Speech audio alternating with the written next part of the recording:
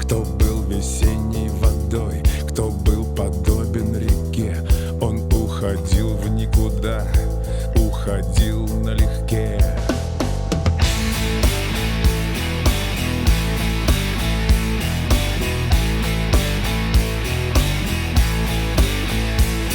Когда я вернусь, будет солнце на стенах домов. Когда я вернусь, будет солнце на стенах домов. Солнце на стенах домов.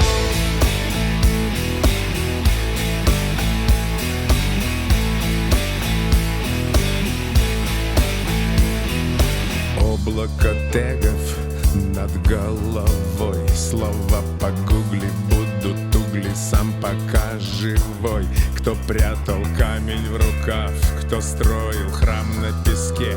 Он уходил навсегда, уходил налегке.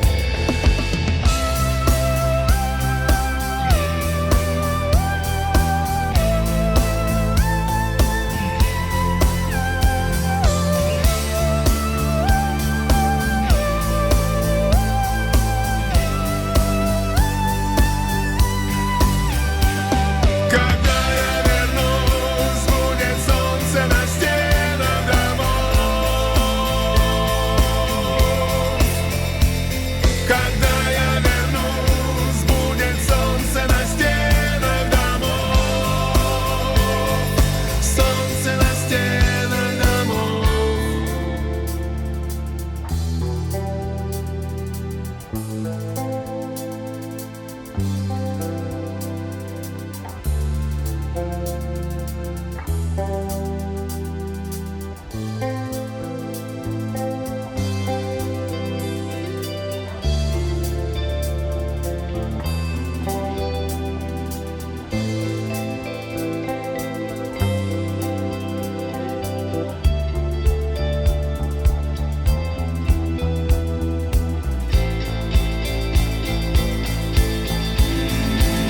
Когда я вернусь, будет солнце на стенах домов.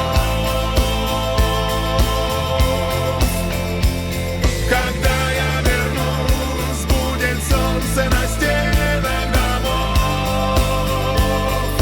Солнце на стенах домов. Когда я вернусь, будет солнце на стенах домов. Будет солнце на стенах домов. Когда я вернусь, будет солнце на стенах домов. Солнце на стенах домов.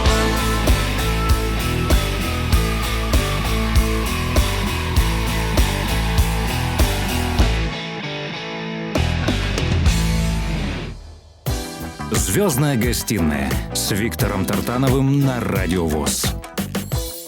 Дорогие друзья, бессменный лидер, вдохновитель группы «Моральный кодекс» Сергей Мазаев сегодня в гостях. Это большая честь. И это человек, который живет полной жизнью, в полной мере, успевая во многом. Вы же еще и продюсер, да? Вот расскажите о своем последнем проекте. Мне очень понравилась эта новость по поводу итальянского артиста. Да, я долгие годы в августе выезжал с семьей отдыхать на юг, в Италию. На север Италии. То есть для нас это юг, море. Вот. И мы каждый месяц, каждый август проводили там. И я подружился на пляже, просто долгие годы вместе отдыхали, с Андреа Коста, так его зовут. Он вообще юрист, лоер, работает в страховом агентстве. Но он в юности, у него была рок-группа, он там даже что-то концертировал. Сейчас он тоже взрослый дядька уже. И вот как-то мы с ним там, веселились, какие-то вечеринки были, и он свои песни пел, и потом я ему говорю, давай, я с ним выступал там пару раз, саксофон свой брал, а потом я предложил, давай сделаем с тобой альбом, потому что мне показалось, что песни его, они очень, знаете, как сказать, вот сегодня для нас, для русских, то есть итальянцы могут сами даже изнутри этого не понимать, потому что они находятся внутри процесса, а вот со стороны для нас это настоящая классическая итальянская песня. Вот помните Сан-Ремо? Конечно, все фестивали, вот эти да. Это все всегда слушали в Советском Союзе с удовольствием. Потому что, да, это я всегда говорил, что Адриано Челентано народный артист СССР был. Точно. Вот. И Андреа сочиняет песни точно в том же стиле. Ну, мы сделали их аранжировки, здесь сделали записи. Я, конечно, в оркестр приглашаю самых лучших музыкантов Москвы. Это стоит недешево, но зато результат получается фантастический и на века, понимаете, не стыдно потом. Да все, что вы делаете на века. Потом на большая самом деле. честь всегда, когда к тебе приходят люди заслуженные, такие серьезно уважаемые. Это очень приятно. Ну вот, и мы сделали альбом Андрея Косты. Сейчас мы его пытаемся внедрить. И самое главное, что он любит Россию очень. Он здесь бывал уже несколько раз у меня. Вот. И, в общем, пытаемся сделать его таким гастролером по России. То есть Он очень хочет, он любит у него русских. природный такой дар, да? То есть, Ну, что значит природный? от Бога, наверное. Да не думаю, что это особо от Бога. У всех такой дар есть. Просто он этим занимался, ему нравилось. У всех есть все дары, понимаете? Просто мы... Не все используют, да? Мы просто не знаем, где мы талантливы. Потому что сегодня нельзя сделать томографию мозга и посмотреть, какие отделы у вас более развиты, а какие менее, понимаете?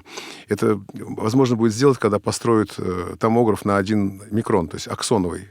И тогда будет видно границы полей, тогда можно понять... Будем ждать тогда пластинку этого артиста. Да, я вам ее привез в виде компакт-диска, она у вас есть. Спасибо. Первый альбом. Мы сейчас пишем второй, и мы вам прислали еще на почту песню, которая, ну, во второй альбом уже войдет, еще один хит. Тогда, может быть, раз мы об этом поговорили, послушаем эту песню. Давайте, да. Это песня «Либеро» из второго, готовящегося к выпуску альбома итальянского певца Андреа Коста. Слушаем эту песню на волнах Радио ВОС, которую продюсирует Сергей Мазаев.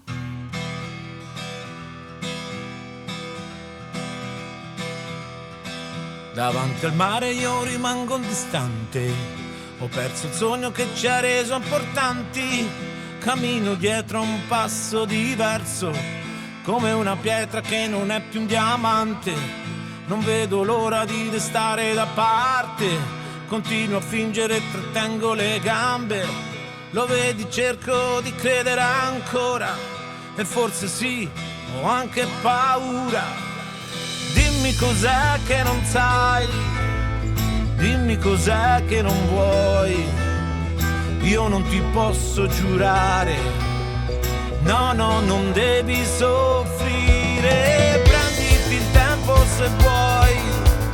Prenditi quello che hai. La mia pazienza sarà non per l'eternità. Ti voglio ricordare baciandoti le mani. Ti voglio salutare, trovando le parole. Mi devo, sai, scordare i nostri giorni strani. Ma devo, sai, pensare ai tuoi pensieri belli.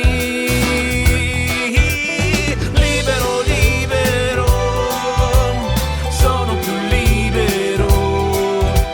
Libero, posso esserlo, libero, libero, voglio più libertà, libero, libero, scusami è la realtà. Ti trovi solo adesso nella tua stanza, non devi chiudere per niente la testa. Ho fatto le mie scelte per la mia vita, tu devi respirare la tua forza. Ho dato un calcio forte al mio passato e spero tanto nel mio futuro. Lo vedi, sono sicuro e forse sì, ho anche paura. Dammi un motivo in più, dammi un senso tu. Io non ti posso giurare, no, no, non devi soffrire. Lasciami andare via, lasciami, chiudi gli occhi. La mia pazienza sarà non per l'eternità. Ti voglio ricordare baciandoti le mani. Ti voglio salutare trovando le parole. Mi devo, sai, scordare i nostri giorni strani. Ma devo, sai, pensare ai tuoi pensieri belli. Libero, libero, sono più libero. Libero, libero,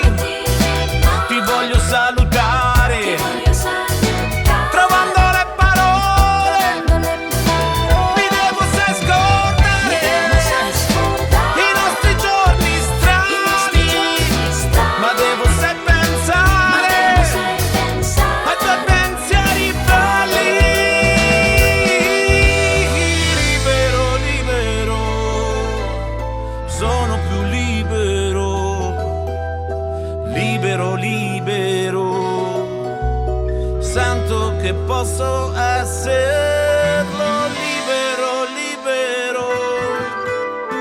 Voglio più libertà, libero, libero. Scusami, è la realtà. Звездная гостиная с Виктором Тартановым на Радио ВОС. Сергей, вот еще раз говорю, годы проходят, жизнь, она состоит из всяких полос, да, там, вы говорите, у меня были там что-то такое. Нет, вы все-таки пример для многих, потому что, ну, вот вы приводили пример некоторых рок-музыкантов. Где они, да, сейчас? К сожалению, в не лучшем виде. И у них... Потому что надо всегда придерживаться учителей. Я всегда старался находиться, знаете, вот у меня квинтет камерный мой, классический. Там все музыканты, без исключения, лучше, чем я, как музыканты. Понимаете, консерватория, аспирантура — это потрясающе. У меня на скрипке играет Евгений Субботин, это вообще один из лучших скрипачей страны нашей. До него играл Константин Казначеев, замечательный музыкант, фантастический скрипач. Но он сейчас руководит оркестром президента.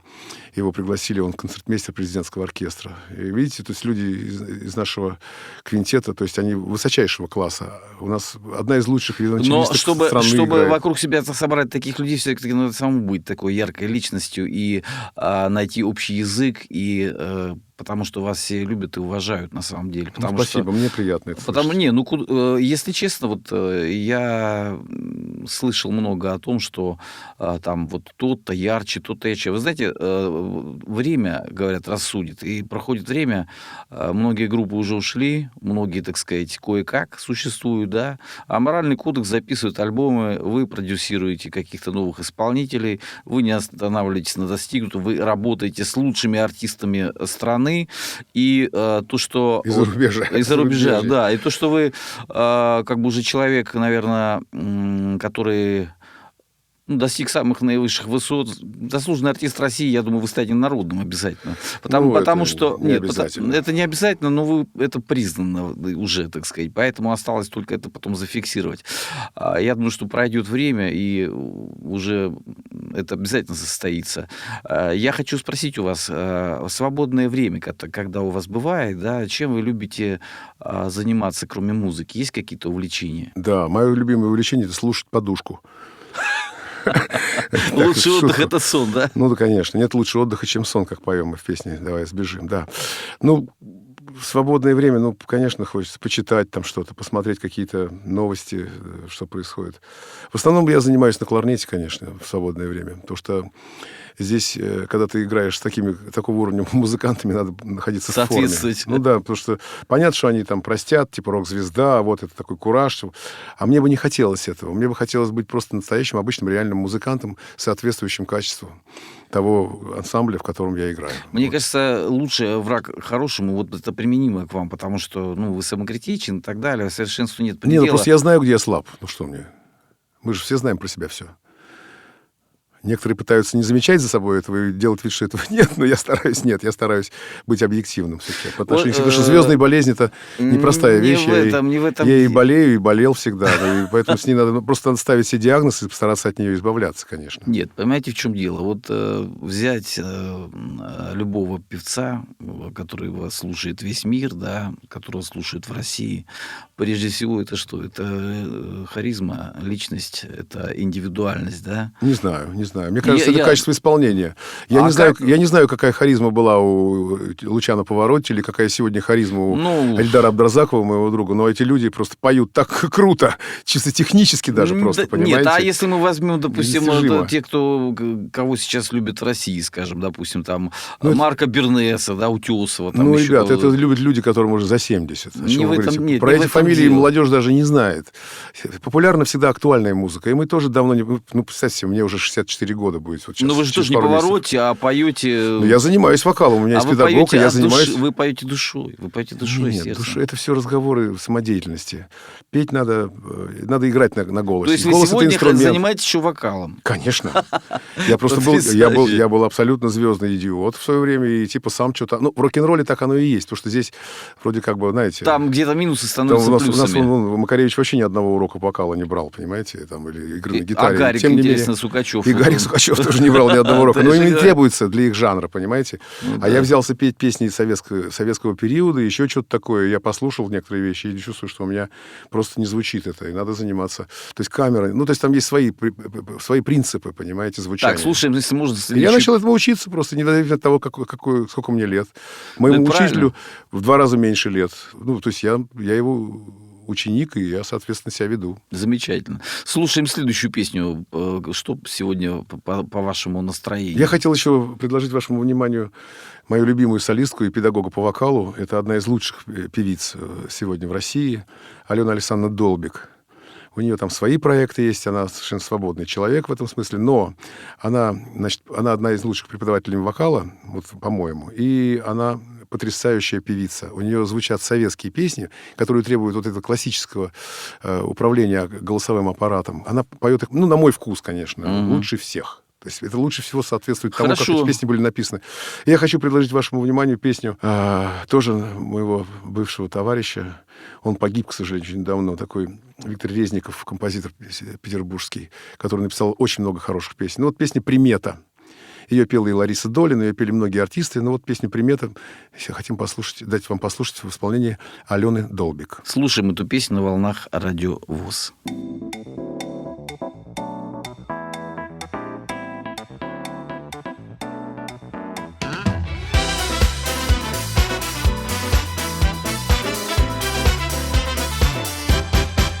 Почему-то так получается, не всегда приметы сбываются, но из них одна до сих пор верна, хоть ее секрет знают много лет. Море возьма нету и тогда, где бы ни был ты, где бы ни был ты, где бы ни был ты, вернешься сюда.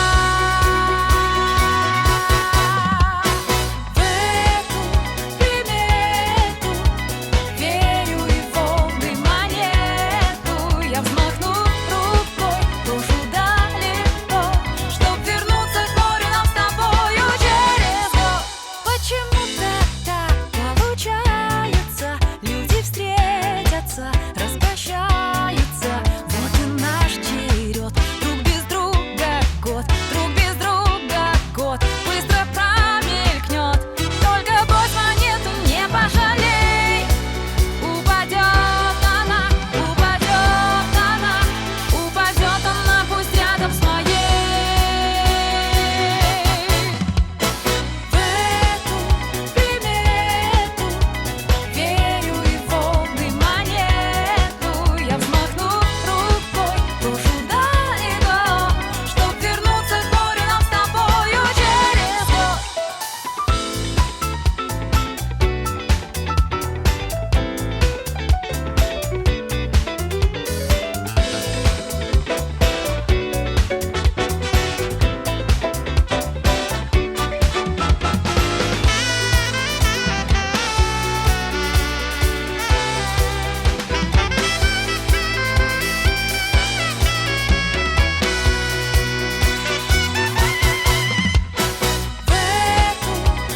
примету верю и волны монету, я взмахну рукой, брошу далеко, чтоб вернуться к морю нам с тобою через год.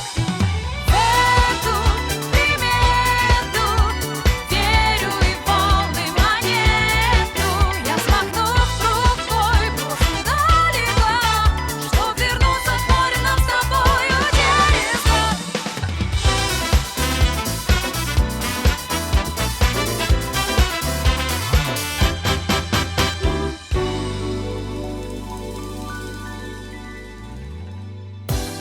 «Звездная гостиная» с Виктором Тартановым на Радио ВОС. Дорогие друзья, легенда русского рока, лидер группы «Моральный кодекс» Сергей Мазаев. И, кстати, хочу сказать, человек скромный, он все время ищет себе, копается себе, находит какие-то минусы. А на самом деле я хочу сказать все равно, что тот же Владимир Путин не предложил бы стать с представителем. если честно говорить, то это не Владимир Путин предлагал. Это Я не знаю, Иван кто предлагал. Демидов меня вставил в Я этот вообще список, говорю, и потом да. Путину просто положили его на стол. Он подписал. Он подписал. Он подписал, да. Если бы положили кого-то другого, может, не подписал. Вот. И то же самое в 2018 году, когда Сергей Собянин тоже, наверное... Когда были шумные выборы прошлые, не сегодняшние, а так, одни выборы назад тому, я тоже был доверенным лицом Сергея Семеновича Собянина. Вот, пожалуйста. Да. И он после этого говорит, что, значит, я скромен, я пытаюсь работать над собой, пытаюсь работать над вокалом. Ну, именно Те поэтому, альбомы, наверное, меня и которые приглашают. записал «Моральный кодекс», который он записал, они сегодня вот во всех, как говорится, цифровых площадках, и они востребованы. Мы можем легко посмотреть статистику сегодня, да, потому что все это звучит.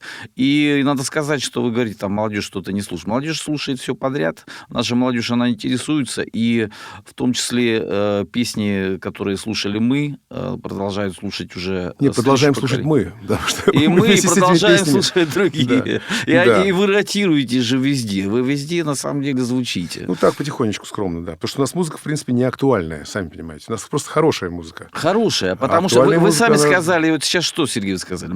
Я делаю так, стараюсь, чтобы это вот было и не стыдно, и надолго, правильно? Чтобы мне самому нравилось. Вот. А если нравится вам, то это же нравится и другим. Может, кому-то еще понравится молодым. 100%.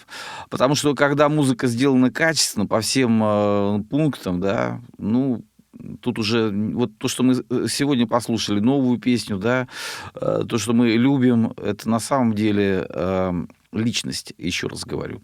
Вот Да мы все личности. Все без личности исключения все. личности, абсолютно. Но не все Сергей Мазаев, не все. Просто у меня публичная работа такая, это издержки профессии. Я, собственно, Скажите, любой музыкант, скажите, для того, пожалуйста. чтобы быть успешным, должен быть известным, естественно. Скажите, пожалуйста, вот вы в этом здании, Да. вы в этом здании, значит, репетировали... Да, у меня сжалось немножечко сердце, такое приятным очень ощущение, потому что Сколько лет прошло? прошло много лет. Прошло уже много лет, да. 34 года с тех пор. И вы снова в этом здании. Да.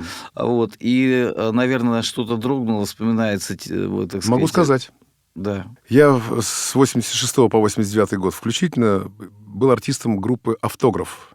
Это была одна из самых популярных групп России в то время, в Советском Союзе. Безусловно. Это была прогрессив-рок группа, это был модный стиль. Это 70-х годов стиль игры такой, типа вот Genesis, Yes, Gentle Giant, 10cc, вот такие группы. Нет, дело в том, что я меломан, можете мне не рассказывать. Я рассказываю слушателям. Вот, и я просто сюда приходил, у нас по 2-3 раза в неделю были репетиции в актовом зале Всесоюзного тогда общества слепых. Мы сегодня Вот, фотографию... так что это родное достаточно. Мы сделаем сегодня фотографию, напишем, 5. с какого по какого вы здесь года 4 репетировали, года. да. И я хочу сказать, это же первая группа, в которой вы, по-моему, уже не только как саксофонист, да, вы начали это петь. не первая группа. Не первая? Первый самый коллектив, в котором я с Игорем Матвиенко учился вместе в училище параллельно. Он на Дирхоре, я на духовом отделении. И потом меня забрали в армию, Игорь закончил училище, я после армии поступил в университет московский, на экономический факультет, и устроился на работу в Роспотребсоюз.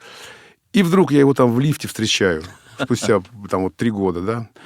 И выяснилось, что он репетирует в группе «Панорама» наверху в актовом зале Роспотребсоюза, на улице Гелеровского он находился. Вот. И я так обрадовался его обнаружению своего друга училищного.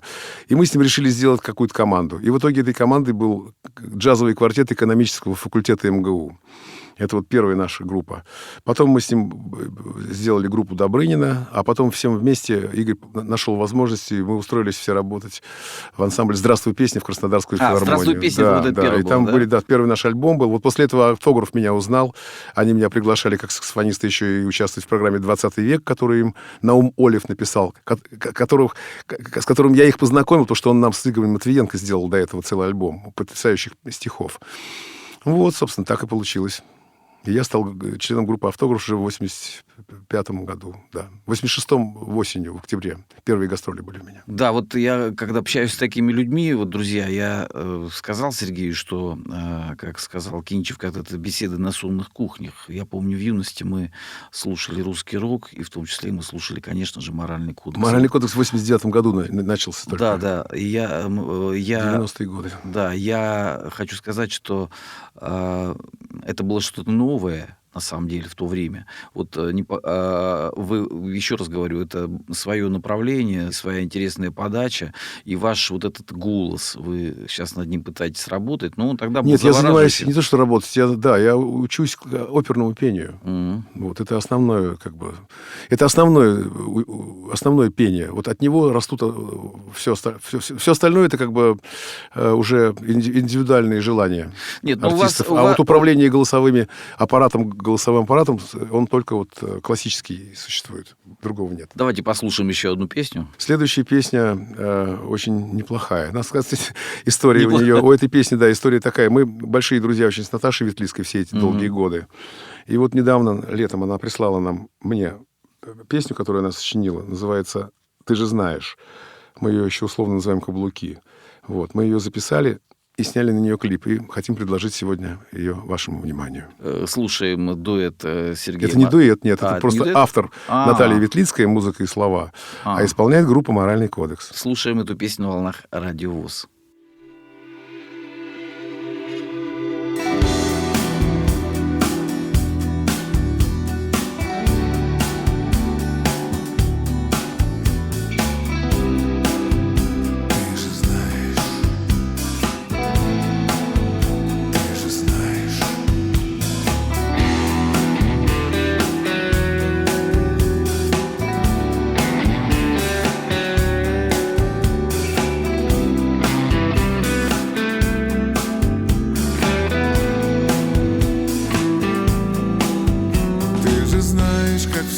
Исправить лучше гуру и лучше гадалок, как настроить свои радары на удачу и на любовь.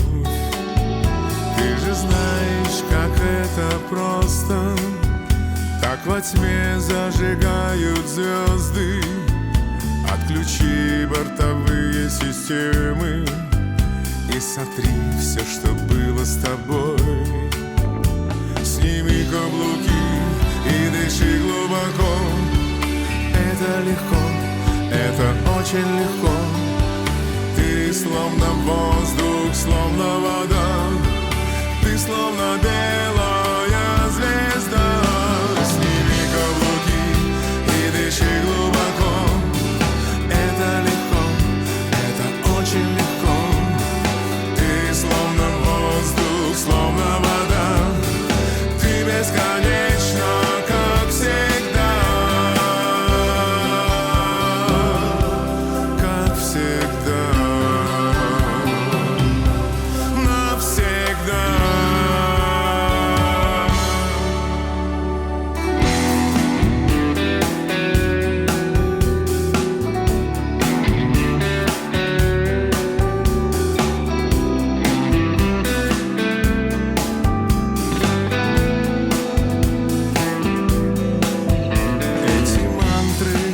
Эти молитвы, эти тонкие тайные смыслы в твоем сердце сияют светом, океаном чистой любви. Отпусти все ненужные страхи, отпусти все печальные мысли. Ты богиня этой планеты. Наслаждайся и просто живи. Сними каблуки и дыши глубоко. Это легко, это очень легко. Ты словно воздух, словно вода. Ты словно белая звезда. Сними каблуки и дыши глубоко. Это легко, это очень легко. Словно воздух, словно вода. Ты бесконечна, как всегда.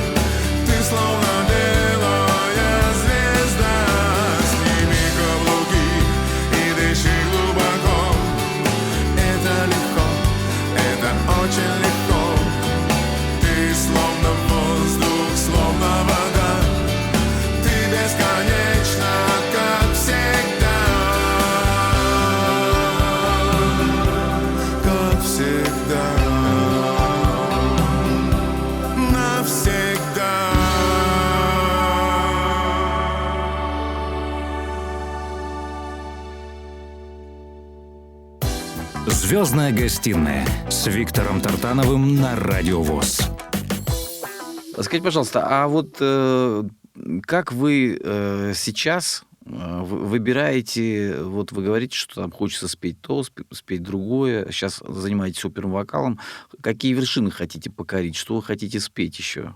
Что Да нет, хотите? я никаких вершин не хочу покорять. Мне хочется просто чувствовать себя свободно, когда я пою песни, чтобы у меня, ну, как бы, камера вот эта, как Ну, это будет называется. новый какой-то... Да нет, я давно уже своим у меня же оркестр эстрадный, Ну да, уже да, существует да. больше 10 лет. И мы там просто воплощаем все, что нам нравится. Просто «Моральный кодекс» — это рок-группа. Это все-таки такое авторское, Отдельное, да. в основном авторская музыка, которую мы сами пишем. А здесь очень много же музыки вокруг нас написано.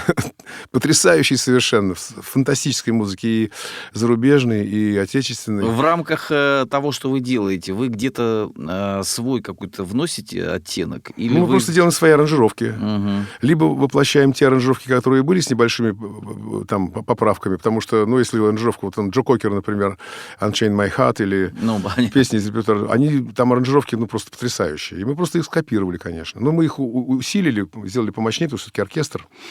Но вообще мы делаем либо свои оригинальные, либо играем то, что... Ну, мне просто нравится играть, понимаете? Ну, как вот детеныш. Ну, в оркестре, конечно, все звучит по-другому. Вот, к сожалению, сегодня в эфире, да, вот наших коммерческих радиостанций не часто услышишь. Это только особые радиостанции, где мы можем послушать такую... Ну, почему? Звучат иногда случайно песни. Просто Случайно, это зависит случайно. от исполнителя, Но какой он изберет себе да, аккомпанемент. да, но хотелось бы иногда, чтобы все-таки этого было больше, потому что... Ну, давайте вот с вашей станции начнем. Да. Крутите иногда Джеймса Ласта, Пола Мариа. Потом очень много таких оркестров потрясающих я обнаружил. Я хочу просто сказать о том, что вот то, что вы делаете, это тоже надо крутить и пропагандировать. Вы же не зря Ну, это вы знаете, делаете. навязываться своими музыками. Все же знают, что я есть. Да. Ну и поэтому приходить, говорить, знаете, вот здравствуйте, я пришел. Поэтому вот, я дайте вас и вам, позвал. слушайте Просто, мою... честно говоря, дорогие друзья, когда я позвонил, Сергей говорит, ну, не будем откладывать долгий ящик, я приеду. Я, честно говоря, Ну, был потому что у меня удивлен. сейчас свободные вот Да. дни есть немножко так вот в светлое время. Вечером все равно у меня сегодня занятость есть. Я хочу выразить огромную благодарность вот, и сказать, что вот то, что вы делаете, это миссионерская деятельность, потому что оркестровая музыка, и собрать таких людей, которых собрали вы, и то, что вы помимо морального кодекса еще делаете то, что вам нравится, то, что нравится многим образованным, цивилизованным людям, и то, что останется, мне кажется, надолго, и это фундаментальная, так сказать, это миссионерская деятельность, потому что нас надо просвещать. Вот эти треки, которые сейчас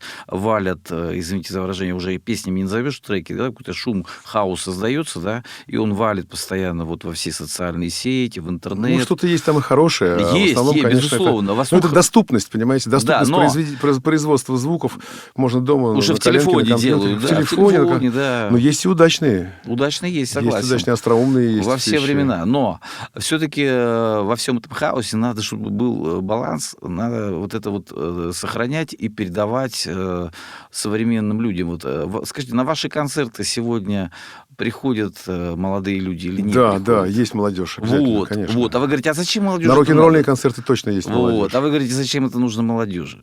Это же вот вы сами себе Нет, я противоречите. не говорю, что я не говорю, что это не нужно молодежи. Я говорю, что основной наш слушатель все-таки не молодежь. Просто есть молодые люди, которые интересуются рок-н-роллом и слушают нашу музыку.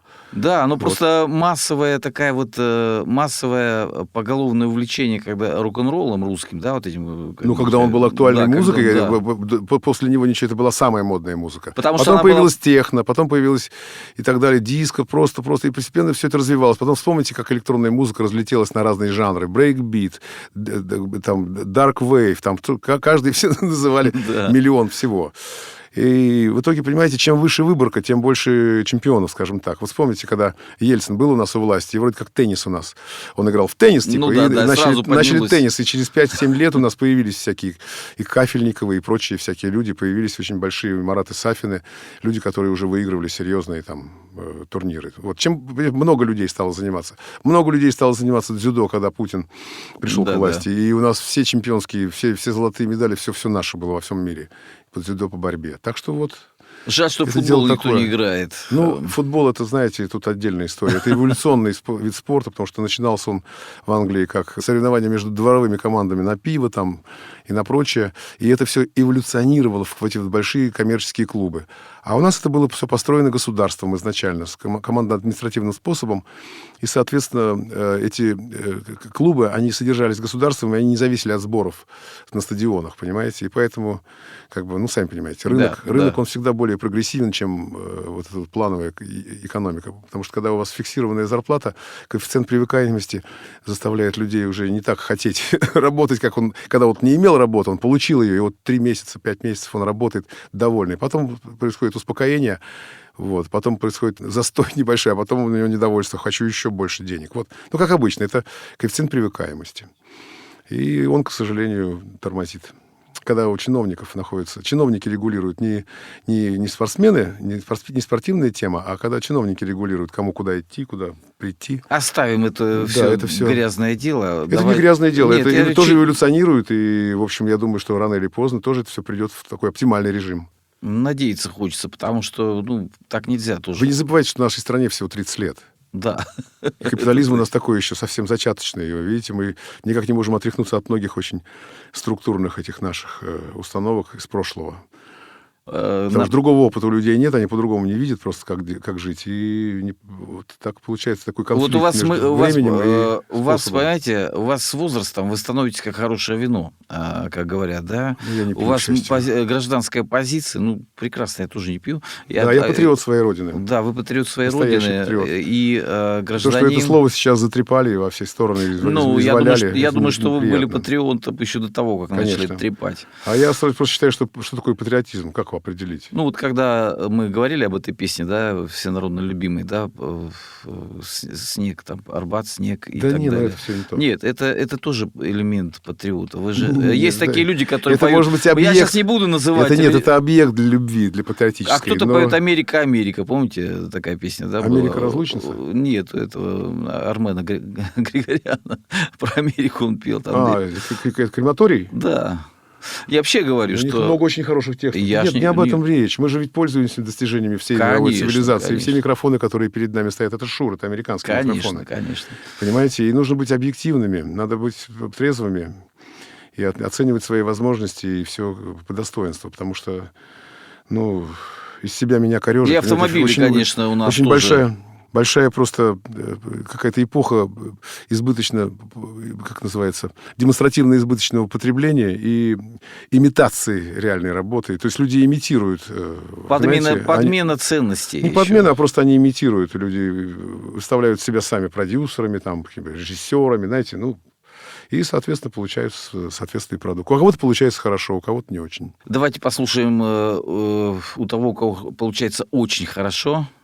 Предложите следующую песню. Я хочу предложить вам послушать оркестр отдельно от группы, ну, от солистов. Хочу вам предложить аранжировку Николая Мирошника. Это потрясающий совершенно аккордеонист, известный в московском музыкальном мире. Он написал для нашего оркестра аранжировку на пьесу Андрея Петрова «Берегись автомобиля». Чудесно. Слушаем эту песню на волнах Радио ВОС.